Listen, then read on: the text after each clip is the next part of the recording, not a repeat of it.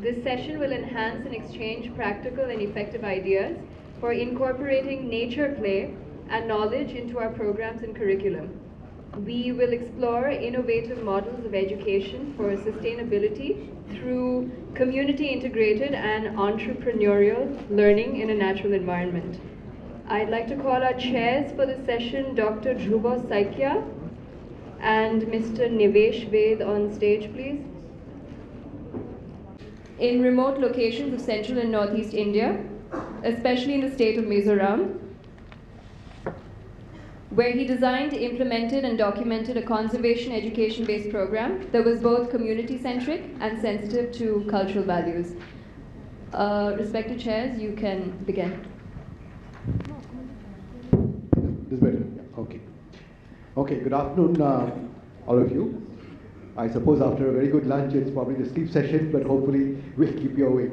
All right, I request all the speakers to be short and brief and to the point so that we can stick to this time schedule. We are way behind the scheduled program. So the broad plan is that I'll speak for about 5 minutes, outlining some thoughts and taking stock of rural education. And my co-chair, he'll focus on the theme of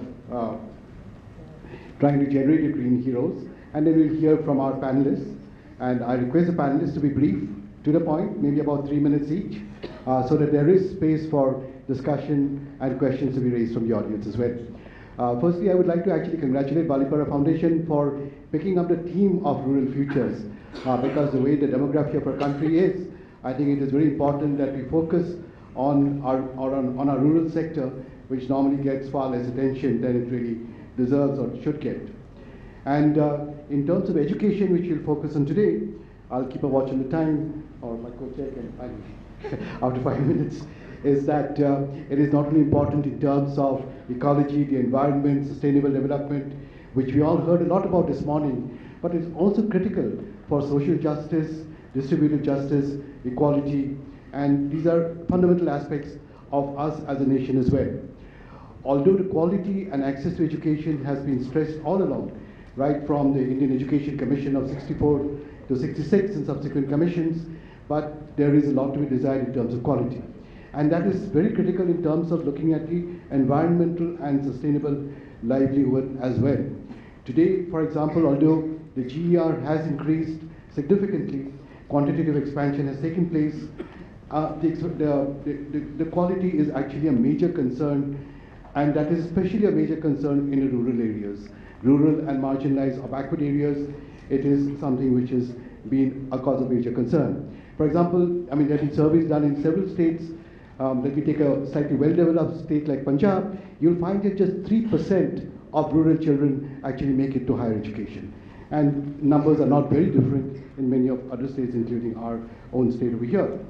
And if you look at some further statistics from the national surveys, you'll find that 89% of the rich, 1/5 of the population, make it to attend primary schooling, whereas that drops by more than 10% when you look at the rural population. And it is not just urban and rural.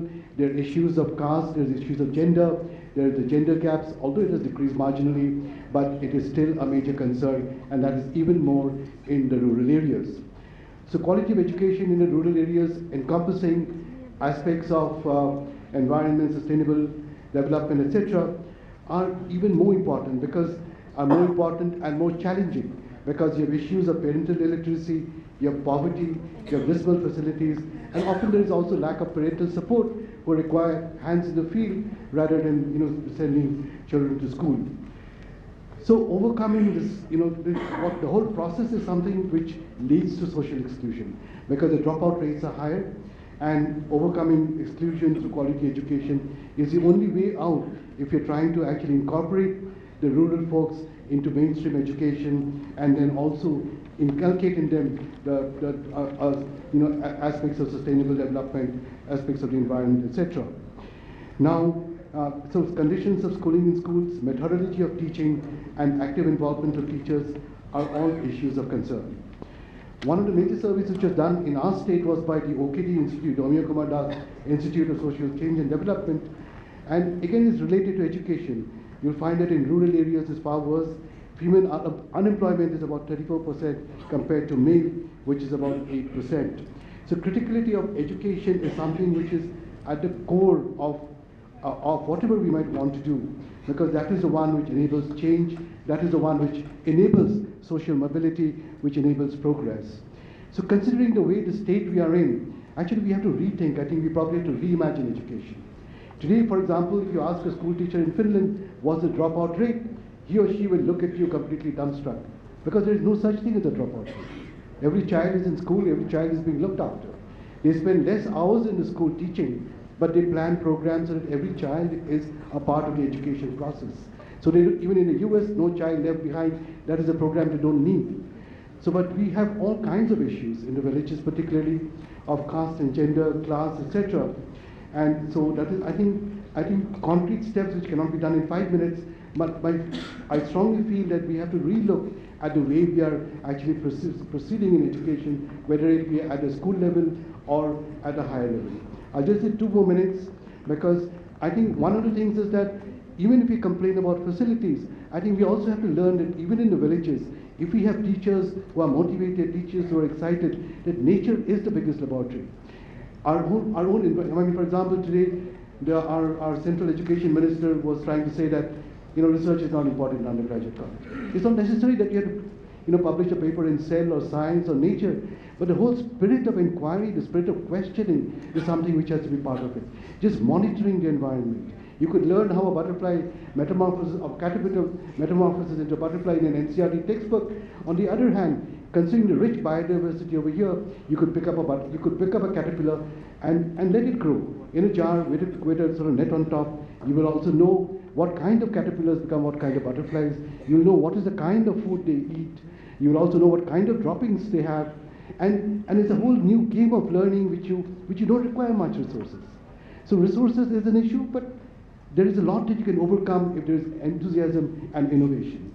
And that is something which we have to sort of get into. Even, for example, teaching the sciences. Today, if I look at students who come from the villages to study science in Cotton University when I was there, they just come from about half a dozen districts in significant numbers compared to over nearly 30 districts of the state. These are the ones with higher human development indices. There are no teachers, there are no facilities. You don't need a steel bar costing thousands of rupees to teach how a pendulum works. You could go to the mother's kitchen, pick up a potato, hang it up with a string, and teach them. So I think these are innovative thoughts which can make fundamental changes to the way we think, the way we sort of teach. Technology is something which we have to increasingly use, and I think my time is running up, so I'll have to stop over here. But I think even the government, so intervention is required at all levels, at individual levels, at societal and NGO levels, at government levels. I also shudder at some of the ways the recruitment of thousands of teachers is done just by a TET exam, because there are many students who actually have mastered the art of passing these exams, but can they teach? But you don't want to have the interview process, because society is such that it has subverted these processes by taking their favorite niece, nephew, cousin, friends, daughter, etc. So I think as a society we have to question ourselves. We have to put in processes that promote education, particularly in the rural sector, because that is very critical, and also efforts to actually get traditional knowledge systems involving women has had limited success in several areas where it has been tried. And we have seen that how educating our women has had a profound influence. I mean, look at the total fertility rate. All it had to do is educate our children, and we didn't need anything of Sanjay Gandhi's programs. So I think there's a lot that can be done at all levels. I'll leave it at that. I'll request my co-chair to say a few words, and then we'll move on to the other speakers in the panel. Thank you very much.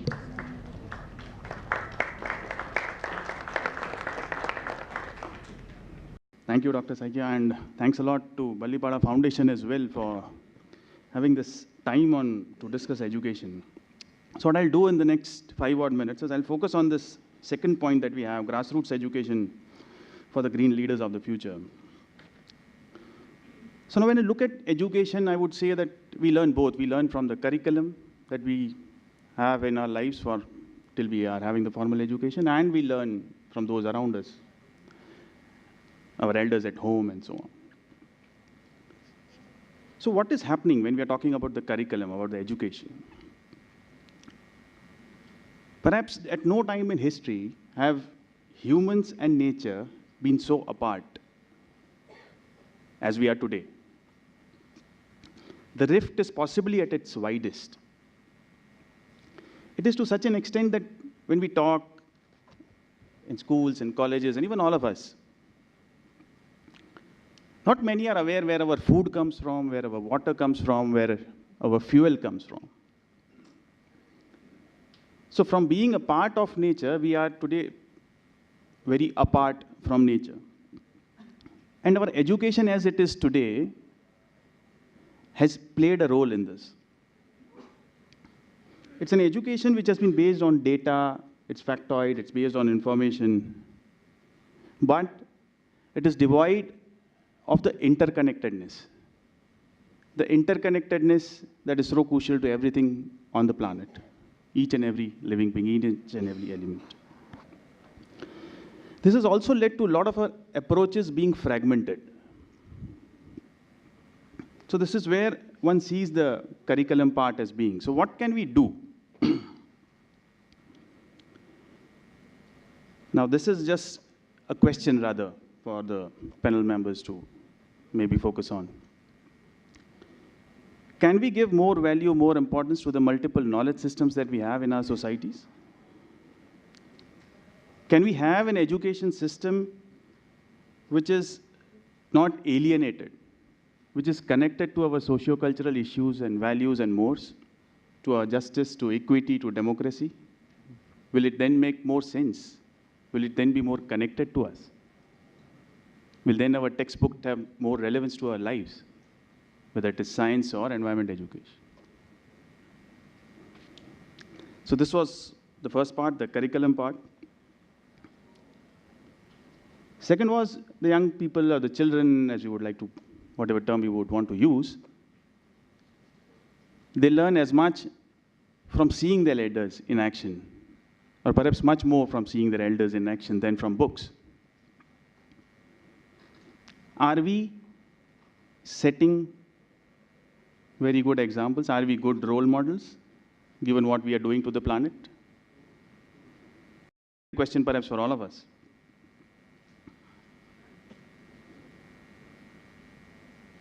So again, coming to the what can we do to work toward this?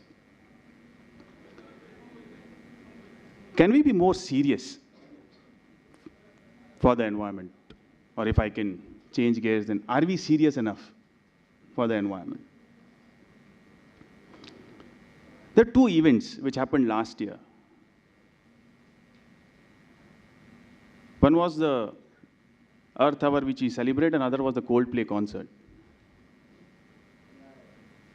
So many of us took pledges, and these were all English-speaking, well-read people, pledges on sustainability development goals, and at the end of the concert, you had plastic and trash and all laid, and whatever pledges were taken, we did exactly the opposite. So this is the kind of examples we are setting for the younger generation. And then we are expecting them to act in a different way. Earth Hour was similar, we'll leave that for now. So what can we do? Again, is that same question. Now, one has been wondering, and when one talks about environment education, and one goes to these multiple gatherings, a large gathering like this, or a smaller one realizes that perhaps we need to be more political and less polite than we are. We perhaps need to be more risky and less stuck than we are. Perhaps more questioning and less preachy than we are, especially when we talk about the ecological aspects. And most of all, we need to give it time. As they say, there's nothing like a free lunch, and if we are looking forward to a better planet, the least we need to do is to give it time. Give it time in education as well. And thanks. I think I'll close it now. Thanks. Thanks very much. Okay, so we'll invite our street talk, Mr. Wangshu Bhutia from KTK Belt, Nepal. Could you please come? Yeah, thank you very much. Mr. Bhutia is the Education and Livelihoods Program Officer at KTK Belt and has been involved in a large number of conservation projects. Hello. Yeah. Hello. I'll give you a warning at 3.5 minutes. Yep. Namaste to all. My name is Wang Chubutia, and I oversee KTK Belt place-based outdoor education program in eastern part of Nepal. Although there are different names, like we call forest schools, outdoor schools, green schools, and bush schools. The primary goal of the outdoor education movement is to provide children with regular and repeated access to natural space for child-directed, emergent, and inquiry-based learning. Albert Einstein once said, "Look deeply into nature, and then you will understand everything better." Our purpose in creating the outdoor education program was to take sixth graders through an interactive plant trail in their own communities where they learn about myriad topics such as how the water cycle works, why pangolins have become endangered, and physics of seed dispersal. By tagging native plants and highlighting their significance, their global threat levels, we are fundamentally trying to make them see the landscape differently. Every Friday through Sunday, the students are immersed where they deeply experience deep diversity. Sometimes children are independently finding solace in their own world and creations and ponderings. Other times, children work collaboratively to solve the problem, support one another, and dream, imagine together. Each week, we take students to different learning grounds at different elevations where we immerse them in agriculture and gardening. Gardening is leveling for students, especially those they may have less focal. While sometimes children will concentrate on digging the earth and planting seeds, others will be calculating dimensions, spaces, or research of the history of plants where they come from.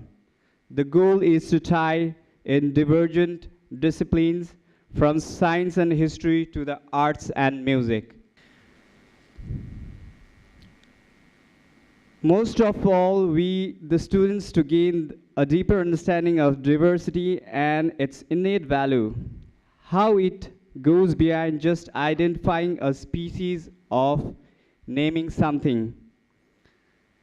As the great conservation thinker E.O. Wilson once said, "When you have seen one ant, one bird, one tree, which leads you have not seen them all," it's about creating that humility in the presence of nature, which leads to the invariable result of wanting to study its mysterious more deeply. So our dream is that eventually one day we can expand the single trail to Yangshila, all the way to Kanchenjunga, and down towards Koshitapu, creating the framework for new kind of emergent education where young peoples can directly interface with 6,500 flowering plants and 35 forest types of the Himalayas, and also understand the threats we face from climate change and other forms of change. We'll need all your help to reach the dream. Thank you. Thank you very much. Now, may we invite the panelists, Etsushi Suru from Japan, who has working experience in Japanese heavy industry and writes for one of the biggest national newspapers in Japan. Could we also invite Chadar Wangmo? She's the program director of the Bhutan Institute of Himalayan Studies. Oops, sorry.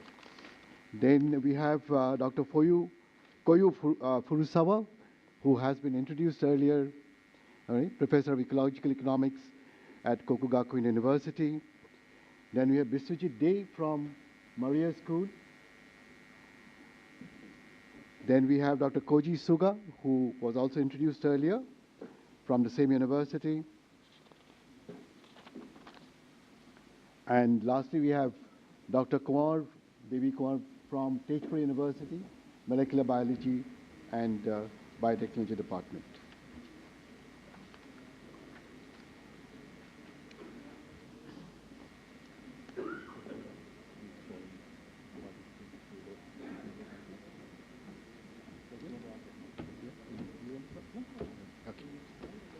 Okay. Yeah. So I would actually request the panelists to be brief and to the point. And so could we start with Mr. Suru from Japan, and perhaps enlighten us a little bit on education over there and how it relates to the themes which have been highlighted in the program over here? Hello. Firstly, I have to say thank you for being invited to this wonderful conference.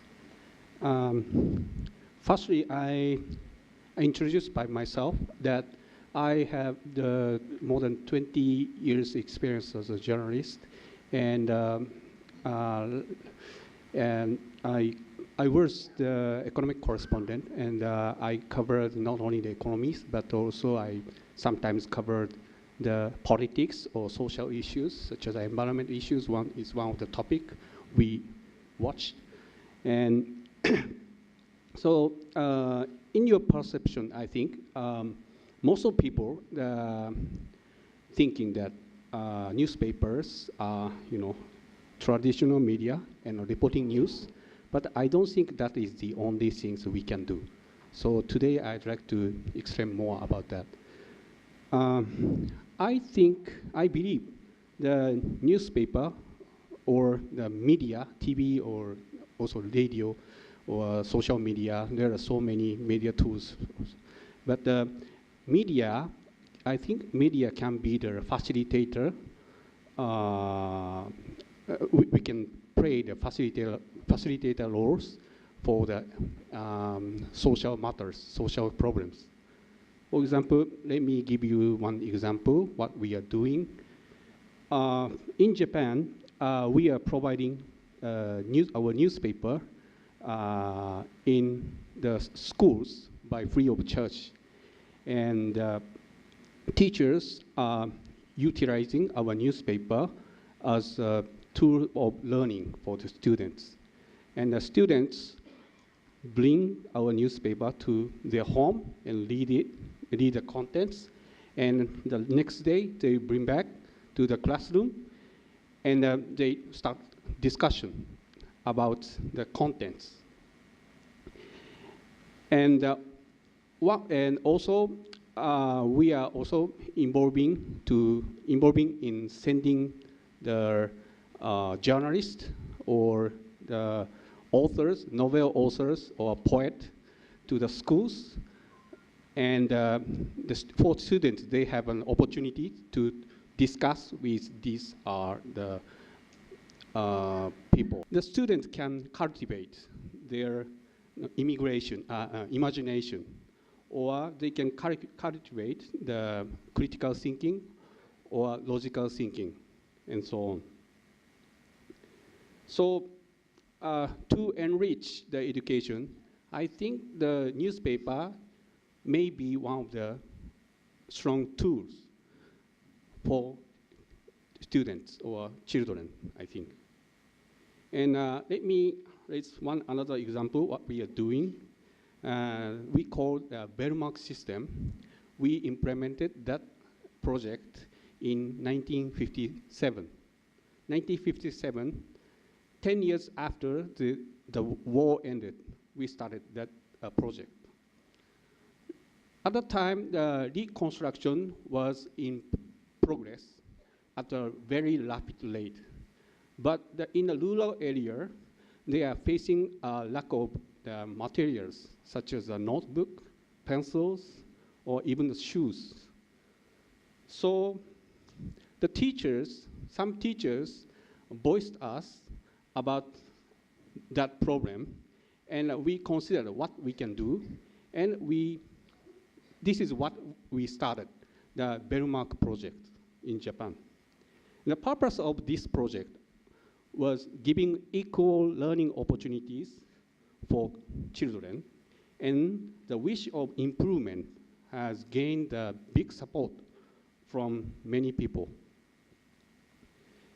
And this system is very simple.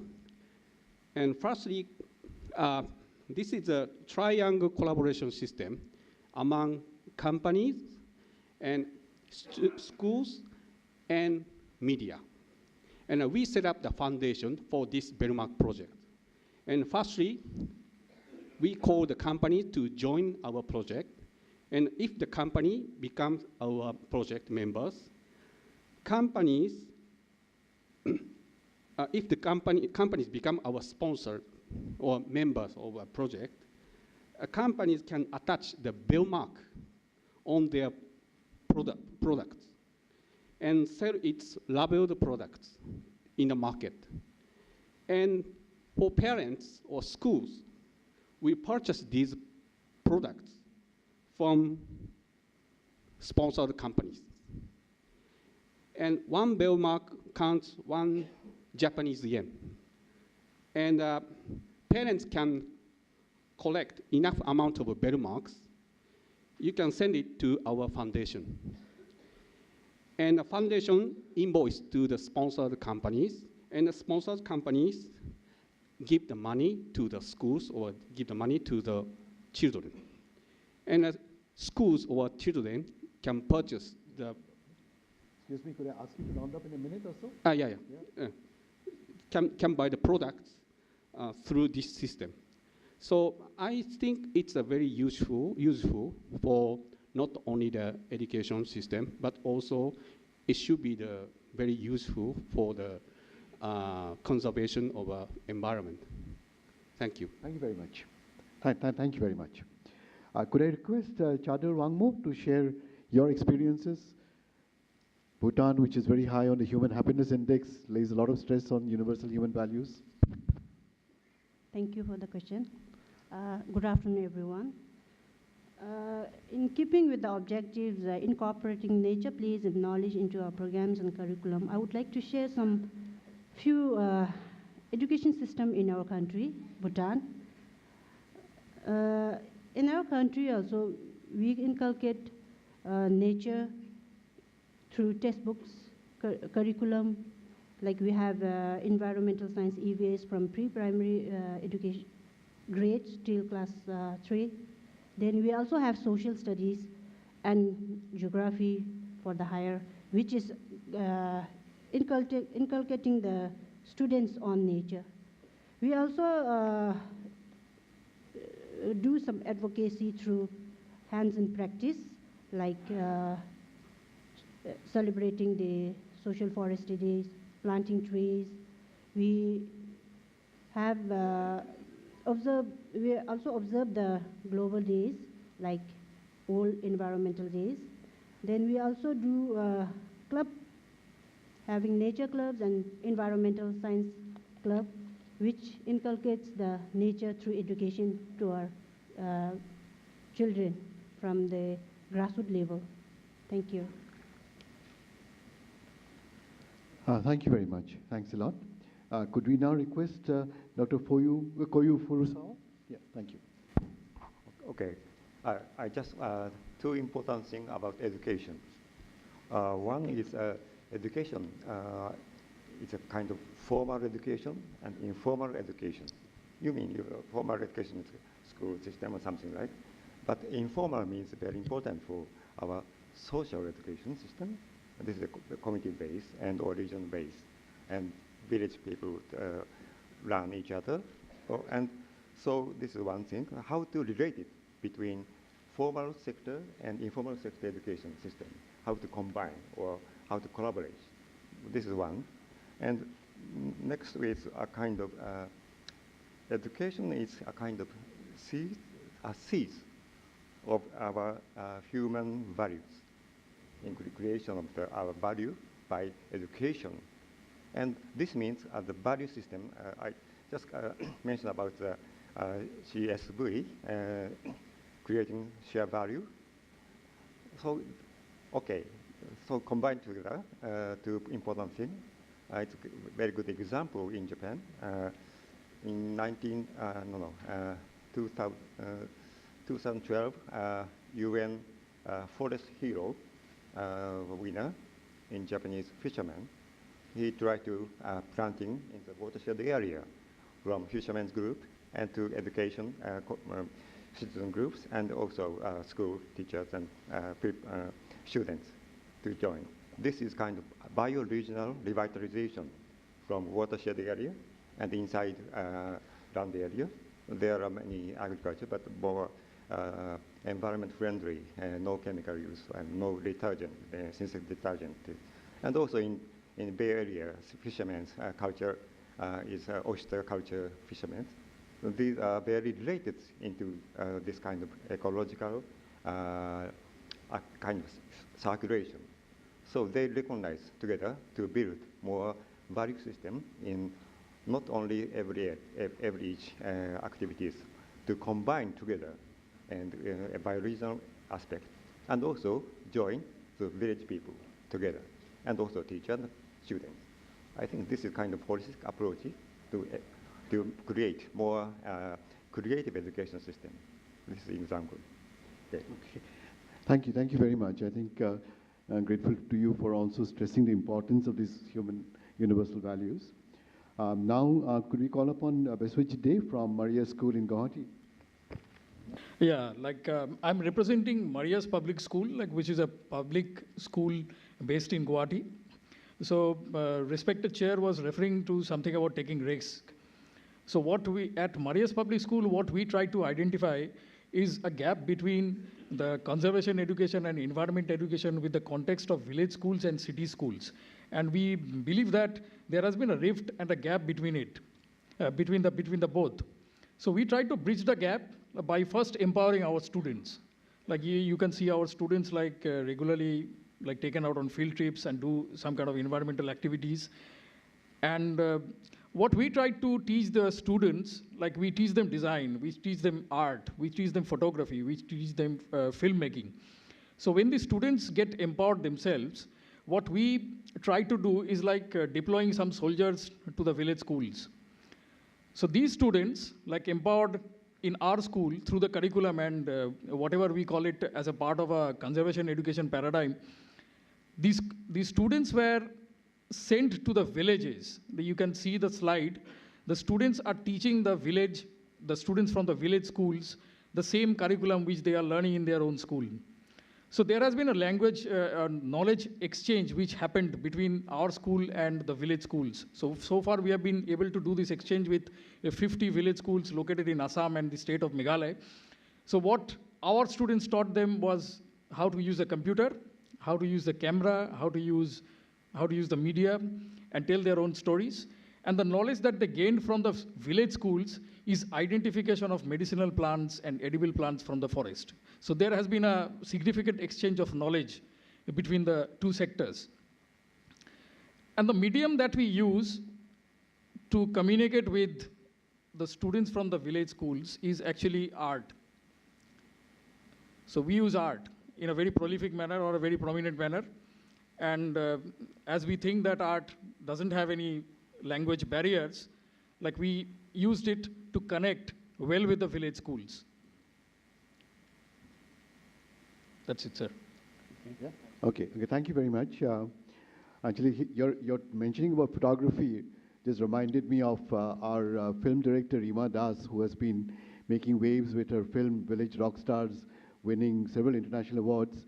And you'd be surprised that her crew are just village children from our village who operate the camera, who act. And it's amazing how much of talent there is in a rural sector. But sadly, they don't often get the opportunities which they richly deserve. The other comment I would make is that it's good. I mean, today the focus is on rural, but you'll also find that there are very talented children in government schools in the city of Guwahati whose parents don't have the means to send them to the better schools, but they're extremely talented children over there. I can tell you that I taught for a month at Panbazar Girls High School, and about 10 or 15% of the girls over there were probably as bright as any that I've met anywhere, you know. So there's a lot of potential, and we have to, as individuals or organizations, Balipara has highlighted or brought this to attention. We have to commit ourselves, each one of us, to do whatever little or whatever bit we can do. All right. Now I'll request Dr. Koji Suga to tell us a little bit about the Japanese experience. Thank you very much. Thank you very much. I'm still wondering why I am here.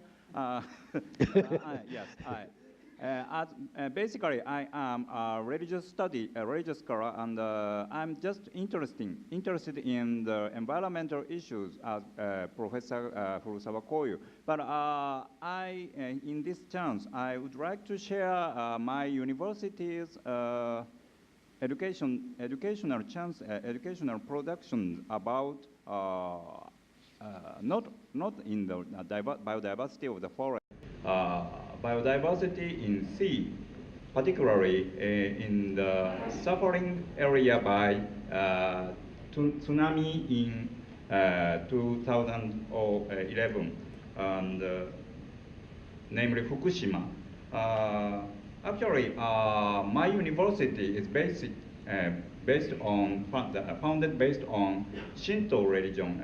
Shinto is Japanese polytheistic religion, and in Shinto, any awe-inspiring spiritual being is worshipped by as deity, and naturally, all inspiring spirits in nature is worshipped as deity in Shinto, our religion. And actually, I am a Shinto priest and charged in training for Shinto priest candidates of Shinto priest. So I bring my students who are also candidates Shinto priest and to Fukushima, which suffered from the tsunami deeply, very severely, and conduct the purification ceremony in religious way to comfort the dead spirit, the victim. And after that, we all usually visit the several points near there, and students always impressed the grace, of course the grace, but the destroying aspect of the nature, particularly about the sea tsunami. So this is very even in the higher education, but this is not only the philosophical issues, but aspect, but also including the field working, a type of field working, but also a type of training for not religious but philosophical issue, about philosophical issue. Thank you very much. Thank you very much. Thanks a lot. So we have our last panelist, Dr. Bolin Kaur from Tejpur University, Professor in the Department of Molecular Biology and Biotechnology. From 1984, I have been in academics, then subsequently ending up, heading the university, Nagaland Central University. And there, this is sort of environment where we have got 24 different tribes in the Nagaland state, then Assam coming to 32 tribes, then also Arunachal 36 tribes. Then if you look at we have got almost 100 tribes in the Northeast region. And each and every tribe has got its own indigenous knowledge. And this knowledge in every sphere of life, the knowledge is there. But when we say about, organized formal education, unorganized informal education, yes, we have made a little bit of headway, by having, awareness programs, by government agencies, they are doing all the awareness programs, NGOs, they are doing awareness programs. But formally in the education system, whether we are giving any credence to the indigenous knowledge base we have got, this is an age-old knowledge. It is not any abstract knowledge. So we are thinking now, there's a national now debate on this, whether we can integrate this into the school and college education as well as university education. Now we call it a sort of meta-education. In the meta-education front, maybe we can think of the primary education, secondary education, then university education. The primary education, I think at the lower level, I think it should be basically making the curricula prone to those knowledges available nearby the surroundings of the schools, the tribes, the communities they live of them. Then subsequently, I think those people, they are experts having the indigenous knowledge, the skilled people, or whatever we call them, the gurus, or the experts, as such we name them. Maybe we can have a sort of alternate, income generation for them by way of investment by maybe corporate sector, maybe government sector, maybe various agencies, because they have to live, they have to survive. If they go for having a sort of educational, giving education to all, then obviously they are, whatever the business or whatever the service they are giving, they are not being paid for. As such, there should be a payment mechanism to them. Then coming down to the higher education sector, I think there must be the involvement of these experts of the indigenous knowledge, name it medicinal plants. Then obviously I think these scientists, so the university faculty members or the national institutes or international institutes, they must cope up with this particular lead person from the community or the tribe to take him as a leader, and we should basically try to validate the knowledge is giving to us through our scientific ways. By in this way, if we can hybridize both these, the education system in the lower level and also higher level, the university or the college levels, certainly it will pay in the longer run. This much, thank you. Okay, thank you very much. We thank all of the panelists for really sticking to time and making the points in clarity without going on for too long. And so we have a bit of time for a few questions, and then Nimesh and I will make some concluding remarks and we'll conclude. So we are on time, and we are still within the 45-minute barrier. So any questions or comments to any of the panelists? You're most welcome to either make a comment, but please be brief and short. I'd like to just interrupt for a second. I'd like to call upon stage Ms. Kaika. She works for the Mosumi Socioeconomic Foundation, Meghalaya. And she's grown these flowers on her own. She's hoping to make commerce out of growing these flowers. Would you like to say a few words?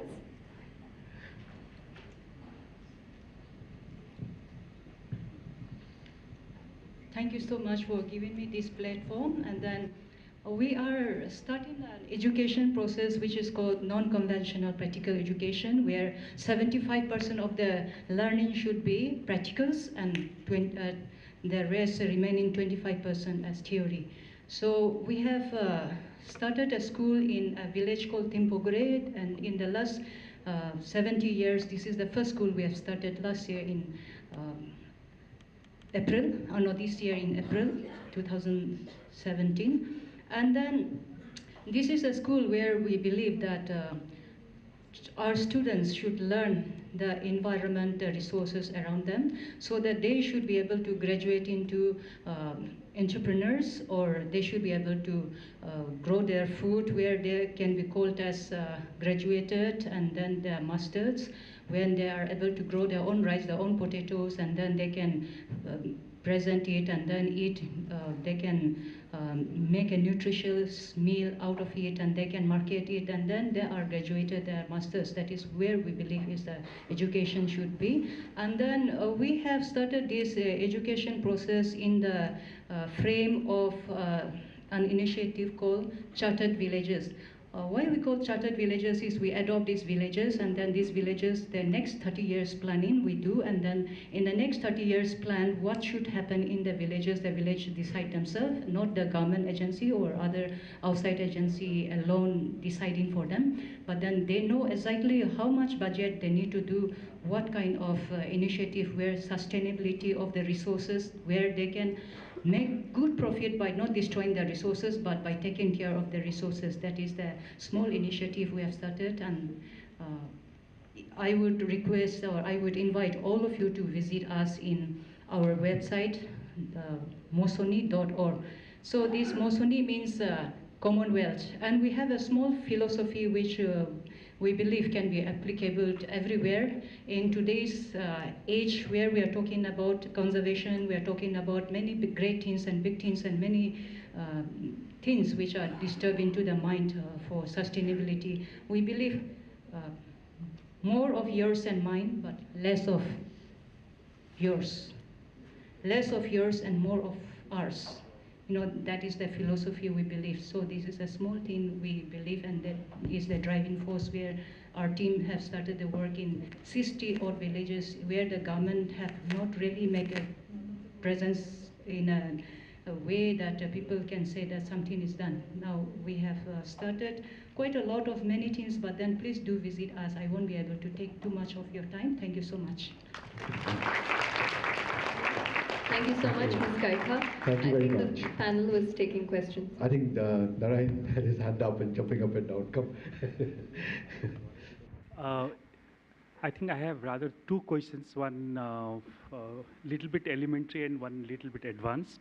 So advanced is for, say, student from master's or PhD level. So as you know that there is a trend of publishing in the high impact factor journals because of certain career advancement, that has really impacted the learning of natural history. So for example, the kind of example you are giving, the people used to write the natural history of particular species, particular events. So this kind of observations hardly find any places in high impact factor journals.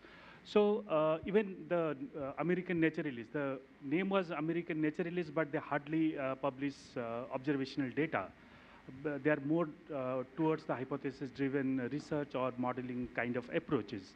So how do you think we can revive this natural history to higher education so that the impact factor journal shouldn't be a criteria while choosing faculties in university or colleges? So that is one question.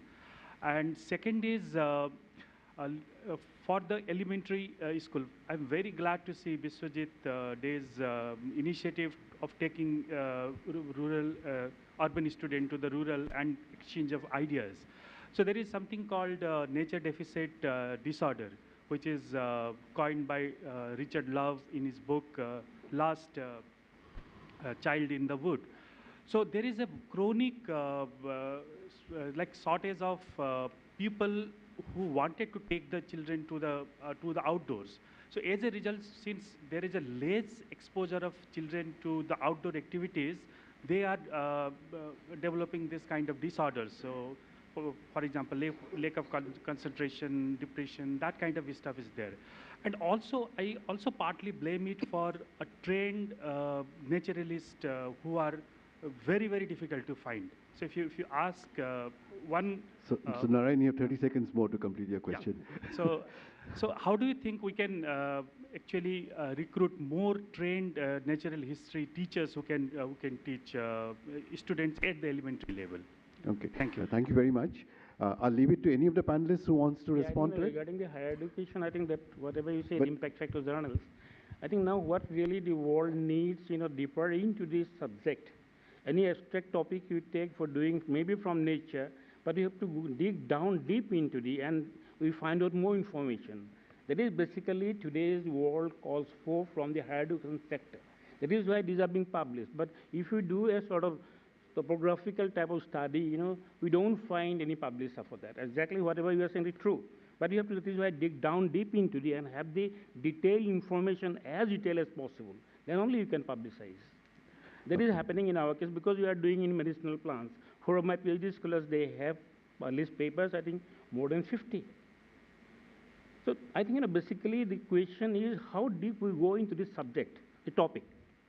The abstract topic we are taking, actually selecting for the PhD scholar. Okay. Professor Kumar, I think you've made your point. Is there anybody else who wants to respond?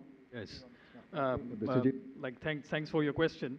What I personally believe is before we recruit new naturalists as teachers, we have to take the existing teacher community to the forest first, and connect them with the nature, because there has been very less emphasis on connecting teachers with the nature in all the schools.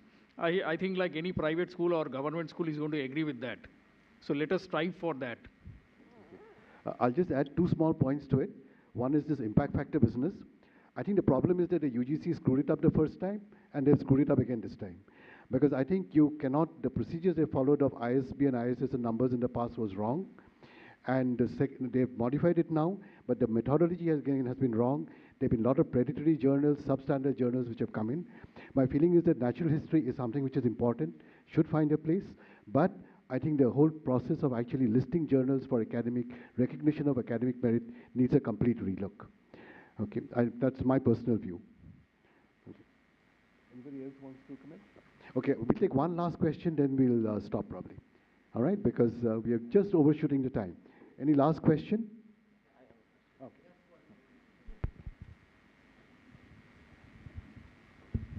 It is regarding nature history teachers. You see, I'm from Botanical Survey of India. We produce PhDs in taxonomy.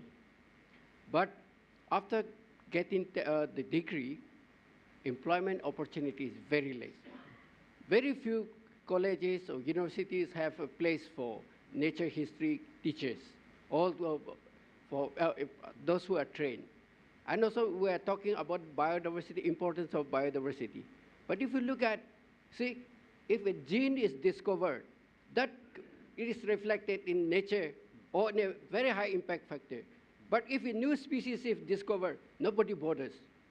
So that is a thing you have to see the importance of biodiversity. Thank you very much. I think you've made a good point, because I think the number of species, as far as I'm aware, I'm not a professional in the field, has been actually saturating off, and partly it is because of lack of taxonomists and field biologists.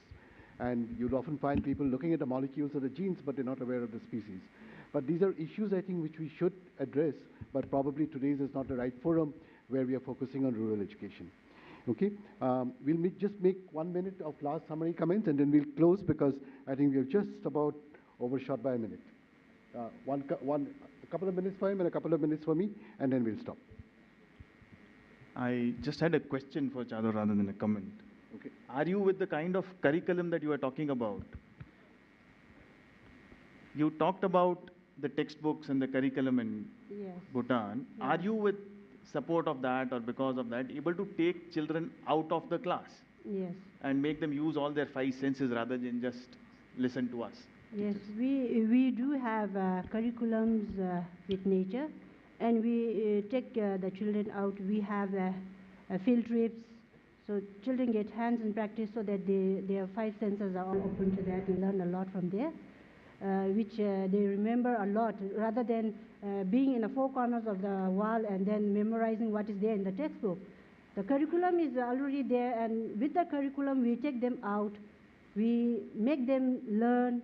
For example, like in the past 19th centuries, maybe if children learn about flower, they might be just spelling of Flower, but now as a 21st century, I think children has to learn how the flowers are grown, what are the petals, how it is, what is the color. So in hands with practice, we take them out with a curriculum which is implemented in our education system.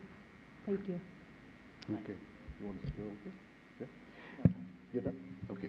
So I'll just make one last comment, which was that I think this whole business of loving and taking care of the environment and nature is something which we can actually inculcate in our children right from the school stage.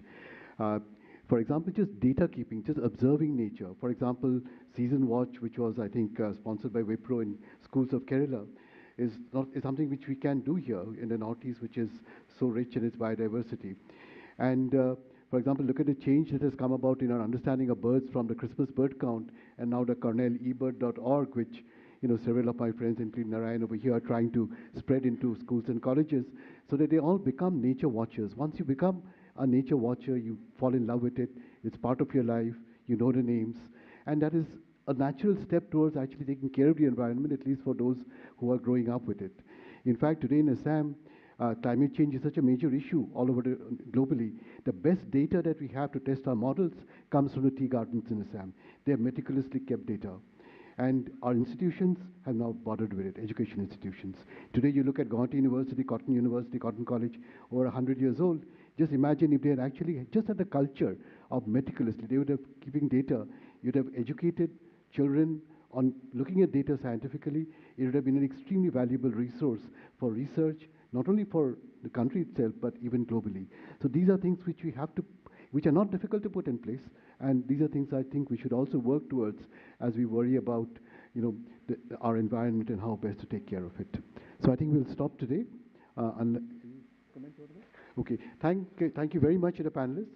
Thanks for the questions, and all the very best.